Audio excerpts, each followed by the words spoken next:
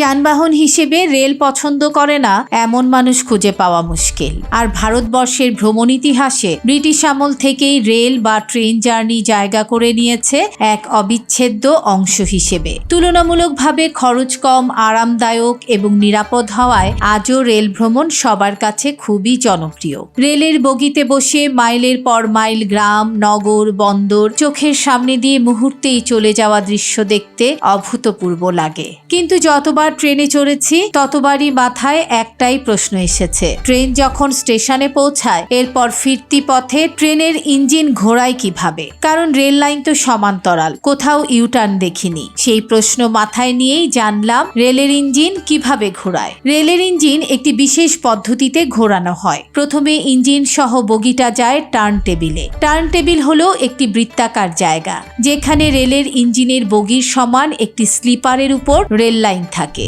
Engine বগি turn টেবিলের rail লাইনে সমান মাপে দাঁড়ায়। এরপর দায়িত্বে থাকা একজন স্লিপার সহ লাইনটিকে চক্রাকার বৃত্তে ঘুরিয়ে রেলের ইঞ্জিন ঘুরিয়ে ফেলে। ব্যাস, কাজ শেষ। ভিডিওটি ভালো লাগলে লাইক, কমেন্ট, শেয়ার করার অনুরোধ রইল।